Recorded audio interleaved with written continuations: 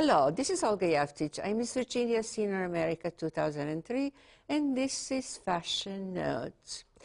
We have fascinating guests in the house, like we always do. But before I introduce my guests, I would like to tell you a little bit about the spring and summer collection. While we are shivering here, it's still cold. Their designers are showing new things for fall. Trends, not really any trends, so which is good for us. I know, as I always said, designers can give us inspiration, idea, but up to us what we are going to do. They have some bold colors, some graphic colors, lots of black and white, but you will not be unfashionable if you wear a long skirt, short skirt, or something in between. That means everything goes, which is wonderful. As I always say, you know, just pick something that you think you look the best in it, and whatever it is that you think you feel good, that's fashionable. So I think this is a wonderful idea. And they usually find always something new, like very short skirt, but they cannot, be to dictate what we are going to wear. We are going to wear whatever we think is best on us. So I think this is the news. No news, really. But anyway, I would like to introduce you a wonderful guest, and she's going to tell us about her work. We have lots of her things. They are made in Guatemala. And also we have a model in the house, so you are going to see what she's doing and how she started the business, and it's very interesting. Her name is Christine van der Zand. This is a Dutch name, she told me. And this is Christine, and welcome, Christine, to the show. It's good to see you. And she brought samples of her work, and she's going to tell us what she has in front of us and what she's wearing, and also what model is going to be showing us. So Christine, welcome again, and it's good to see you. I met Christine, matter of fact, at the World Bank. They had a craft show there, and as I always say, go to the craft show. You'll find wonderful, wonderful artists from our area. They're making things by hand, which is something that is disappearing. And it's not something that you can find in your new neighborhood store. Christine, tell us, how did you start it? I know she had a, interesting jewelry that I asked her, how did she start her business? And she told me interesting thing about her work, because she was working in the medical industry. She was a nurse, and she would travel on assignment to Guatemala. And then she will notice beautiful things that women there make, and she will buy a few things and bring home few for the friends, and they were all raving, and in no time, everything will disappear. So she decided, well, I think enough of that. I'm going to do something, to show other people what people in Guatemala. And also what is interesting, she told me, the part of it goes to charity, which is also extremely very important. Tell us, how did you start it? This is very fascinating thing, how you started your business.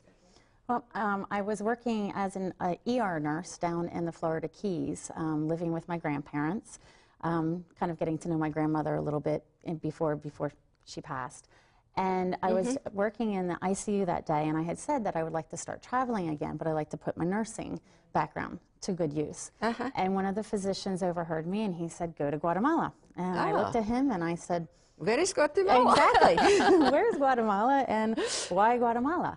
Well, he led, with the School of Osteopathic Medicine, a medical group down there for 1 week. So I thought, okay, that sounds like fun. So I joined the group, went down for a week, and we ran around the countryside, and I mean, beautiful country. The people were absolutely amazing, and the markets there were just to die for. I mean, just walking through the markets with all the fabrics and the beaded jewelry, and just the people themselves was so colorful and it's very inspiring. And I ended up buying a handful of things for myself and, gifts. And when I got back to I went back home to Baltimore, and I was working in the emergency department there. And this is about 6 or 7 months later, I was getting ready to head back to Guatemala.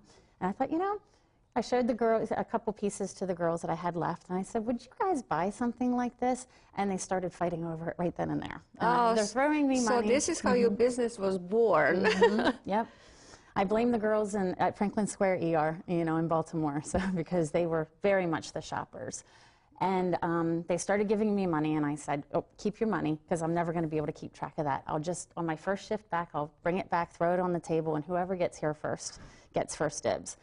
So I come home from Guatemala. My first shift back was a Monday night, and I would say probably 30 or 40 nurses came in, and other staff members came in on their night off, and we started a riot in the nurses' station. Usually it's in the parking lot, in the patients' rooms, but not in the nurses' station. But, around the night shift supervisor comes running up and saying, I'm like, oh goodness, I'm in so much trouble, because it was, I mean, it was a lot of people and just very good. I hope you didn't leave the patient in there. Fortunately, it was a very quiet Monday night, which in the ER, we never say the word quiet. I know. That's just, and the night shift supervisor comes running up, and I'm like, oh, I'm in so much trouble. And she goes, did you get me? And I'm like, oh, right here, just for you. And I was like, whew, so. And I did that for, you know, a little while, and I noticed that it was paying for my, you know, my trips, my airfare, my hotel, my food while I was down there. And I decided to go back for, you know, take some time off and go down for another month or so. And while I was Did you know anybody there by the time? You know, any connection? Yes and no. I mean, you kind of start making those connections with, there's a huge expat community. I mean, anywhere you go. Oh, it is? Yeah, there's a large expat community, larger now as time has gone on. Do you speak Spanish? At that time, I sort of did. I spoke it just enough to get myself into trouble, but then be able to get myself back out of trouble.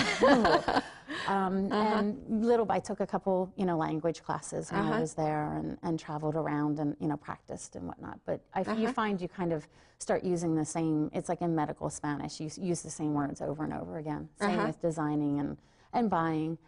And I just started getting to know the people who were, you know, selling the jewelry and then making the jewelry. And I'm like, look, you know, this is really pretty, but this isn't very saleable in the United States.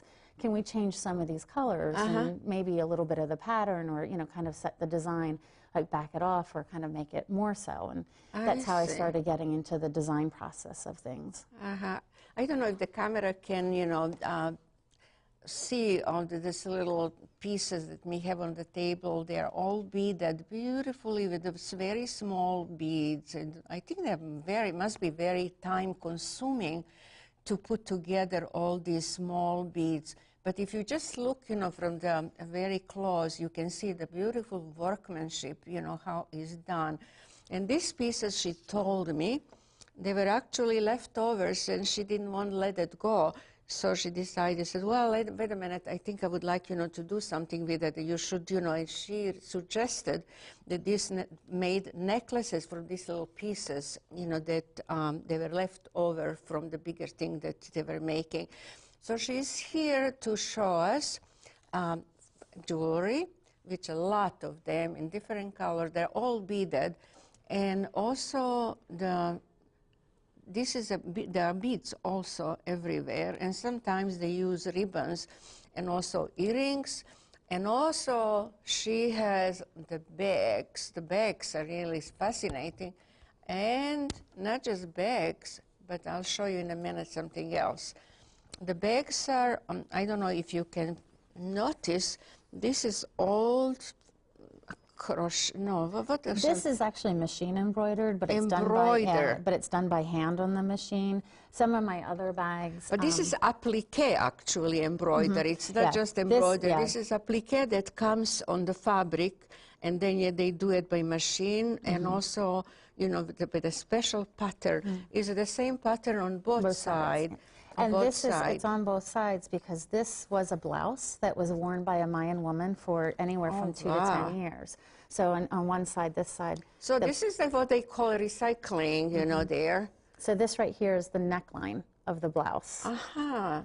And then each village in Guatemala, a lot of like countries that have their own weaving, you can tell where that piece of fabric is coming from just by the weave. In because Guatemala, it's typical for that part of the country. And this, anybody wearing this, you would know instantly is from the town of Sunil. Oh, I see. And it's always like this really heavy stripe with this heavy embroidery around the yoke of the blouse. What about, that this is surprising. She has lots of boots. They're like a cowboy style, but what is interesting, the top of the boot is made from some old blouses or old clothing, and also from different part of the Guatemala. As she said, the people will recognize from what part of Guatemala this pattern is. This is from where, for example? Yep, this is the town of Chicory-Chapa. Chicory-Chapa. Is this like a small village there? I've never been to that part of Guatemala, so I would love to go just because it's one of my favorite fabrics. This has, like, it depicts some fish, but a lot of times they'll have really strong birds. I think one like this one, this beard over here if you has can the see birds. on the back of our shelves, we have this. She displayed many things that when she's dealing with, and she's everywhere. She went to to many shows. I actually met her at the craft show at the World Bank. But she travels from shows to shows for trade. And most of her things were picked up by the museum shop, even Getty Museum, which is, as you all know, very important wonderful museum in California, in San Francisco. And they pick up of her pieces so they can see that this is an absolutely very quality thing they're making in Guatemala. But now we have also the model in the house, and she is going to show us. Her name is Melanie. Melanie, please come and show us what you are wearing, and Kristen will tell us what she's wearing. She has some kind of interesting embroidered purse, which is in beautiful flowery design. And as she say, in the front, you can see front pocket, it was a neckline of the blouse or the dress. And you can see, and looks like this is supposed to be like that, isn't it? Yep. And that's the village of Xela, which is the second largest city in Guatemala. And it's Xela, it's spelled X-E-L-A. X's in Spanish are an S-H.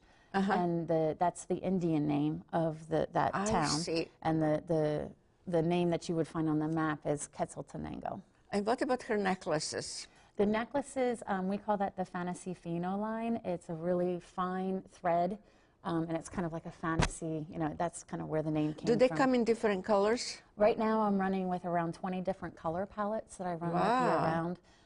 I have like a spring line and then like a fall-winter line, but a lot of my fall colors, I try to add just a touch of like lime to like a green and brown to kind of brighten it up that you could wear it year-round. Yeah, she just goes to these villages. This is actually a cottage industry, and she designed some of the things, and some of the ladies, they are working on it. Sometimes if it's too complicated, they'll say, I think, this is too complicated for us, and then it will be extremely expensive. So they usually stick to their own design. And then, she has to agree, of course. She usually agrees on her, suggestion. So this is how this jewelry is made. Thank you, Melanie, very much. She's going to show us more of the things later on. So this is an interesting concept that you are doing, and very interesting. How many pieces do you usually do they make it from one, let's say, this is leftover, probably not very many pieces are of this. And that's the leftover fabric. How this project started was I would see the fabric that was left over from the cowboy boots and like even the wedge sandals, and I have a flip-flop line. And I'd be looking and I'm like, oh, that's just too pretty to throw away. So we have to do something with that. Absolutely. And so we started cutting, the flowers out and backing them and edging them in the beads. And one of my most favorite necklaces is with the bib type look, and it's very adjustable. And I wear it a lot of times with like a strapless dress, and I wear that, and everybody thinks that this is part of the dress. Part of the dress. Holding the dress up. Who is your client? Are they people, young people, or just varies? What do you think? I have 4-year-olds that walk into my booth and their eyes go big, and I have 94-year-olds that walk into my booth and their eyes go big. I really try to design to all age All groups. ages. And I mean, color, you know, I have fun colors that are, you know, bright and cheerful and very summery, to like, you know, even like the silvers and you know, the metallics do really well, or the jewel tones. Blue. I don't know if they can see it. They're really so, you know. And that's a similar color that I have on. That you are wearing, yes. This is in blue, called blue and greens and darker blues. Yeah, I call this my jewel tone. And then you can combine like the two together. It looks really very nice, you know, beautiful. So what is the next on your agenda? What, you know, do you, I'm sure you always, you know, dream about something else, you know, to do it, or you are going to stick with what you already have? Because she's in the business since, you know, 2002. And it's a lot of time that you are doing it, but I'm sure, you know, you always think, you know, what will be next, what I'm going to do next. Oh, that's always like, I don't know how I'm going to top this one. You know, with this necklace, this was the necklace that was picked up by the J. Paul Getty Museum. And I'm like, oh, I think I topped myself. How can I top myself after that? And then you cannot go any higher. Yeah. It's like, oh, so there's always that little bit of pressure. But I think my background in, you know, emergency nursing is I work good under pressure. So when I go down and I only have 10 or 12 days down there and I'm working, and I, you know, take magazines with me, and sometimes I'll find inspiration for new colors in the wallpaper in the background of the you know, on the magazine. So I mean, you find inspiration for colors almost everywhere. And then designs, for the beadwork, I get a lot of inspiration from metals. So any like necklaces that are done in like metalwork, I try to figure, I look at something and I like the layout, and then I will try to envision it in beads. In the meantime, do you correspond with those women there? They're working. How do you, you know, how do you correspond? The internet is a beautiful thing. Oh, internet. Yes. I see. So they are using internet. Yeah. The gentleman that I work with, who the girls that I'm working with, many of them don't speak Spanish. They speak Tutsuhil.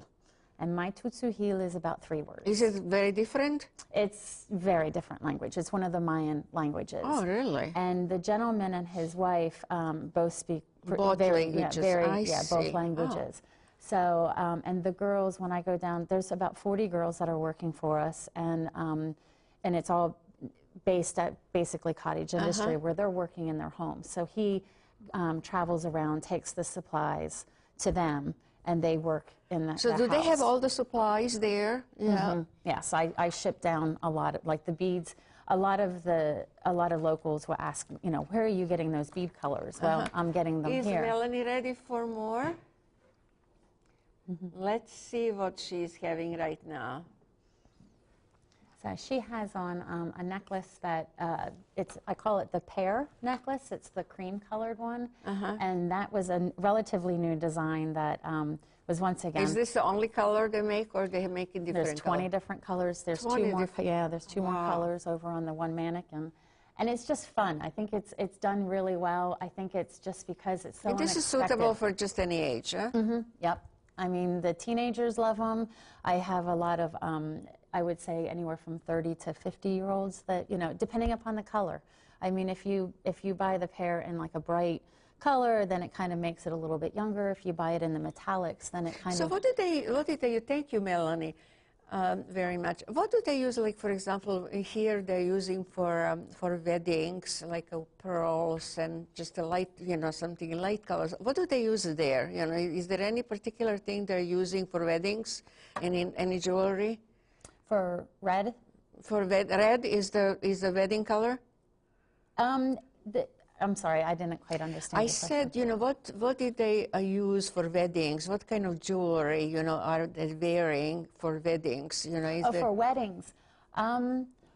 Well, I mean, the fabrics that you're seeing here are their everyday wear.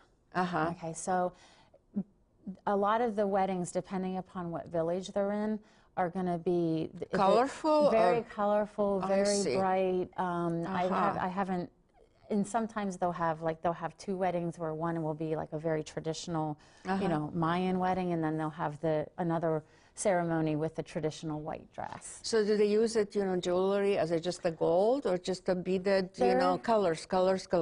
It's the fabrics, it's colors, colors, colors. The jewelry that they're making, very rarely will you see them wear the jewelry that they're making. They're more, they like the gold, you know, like the small pendants. I mean, kind of very different from what they're actually creating. I see. Well, this is what I just was interested, because in China you have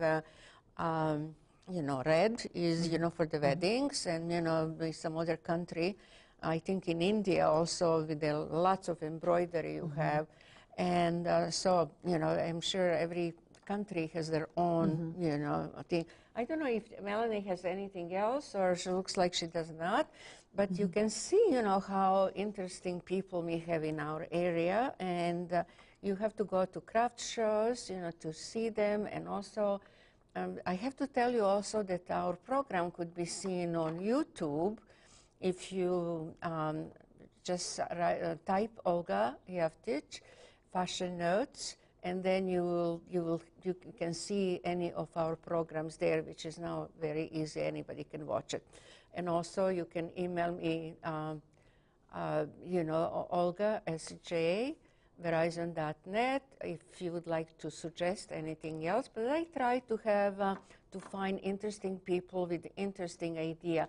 I don't know if you noticed that our model, I think I would like to show once more the boots that she was wearing, because the boots are something that Christine also had in her collection, and you can see if the camera can pinpoint to her boots.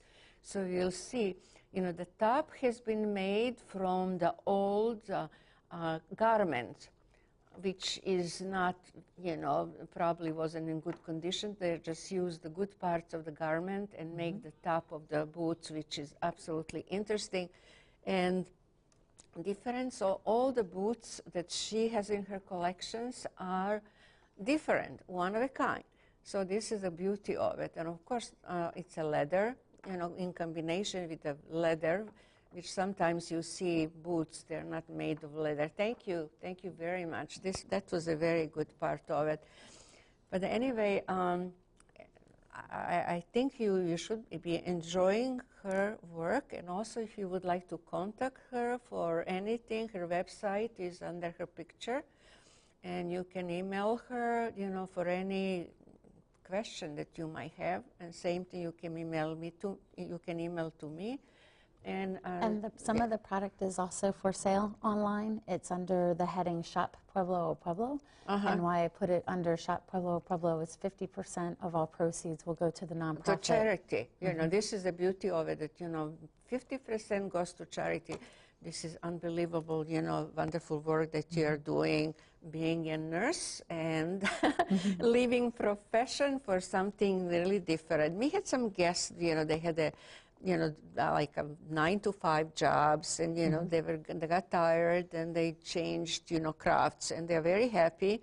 They don't make probably as much money, but this is a pleasure to to work on something. It's an excuse to travel. that you absolutely love it, and But anyway, you are going, I think, tomorrow. I caught her between two shows, because she was in New York and she was in Texas, and she's going again in New York. And she had a couple of days off, so she was able to come today and show us all her things, fascinating things that she is working on, and travel to Guatemala, meeting wonderful people, bringing all these beautiful things so we all can look beautiful and fashionable. Kristen, it was a really pleasure to have you here, and I hope you can would love to know what is going to be next on your agenda next in the near future. I am working on a shoe line that the soles are all hand carved. Oh. I have a product beside boots. This is like a summery things, or what? It's going to be a high wedge sandal that the sole is hand carved, and then I can have carved in there. They're master carvers there, and I can have carved in there like small birds or flowers or pretty much anything. Look at that. This is interesting. So also, this is going to be ready for spring or not? Probably next spring. Oh, next spring. Oh, I know it takes a long a time while. to to get everything ready, organized. And of course, I have, I think, like 30 new designs coming out in jewelry. necklaces and and the jewelry. Wow. New colors, always something new. Well, I know that all artists, have always envisioned that they're going to do, something new. And of course, I would like, and yet I would love to thank Christine for coming today and showing us all her beautiful things. And I hope you turn on next time for another exciting artist from our area.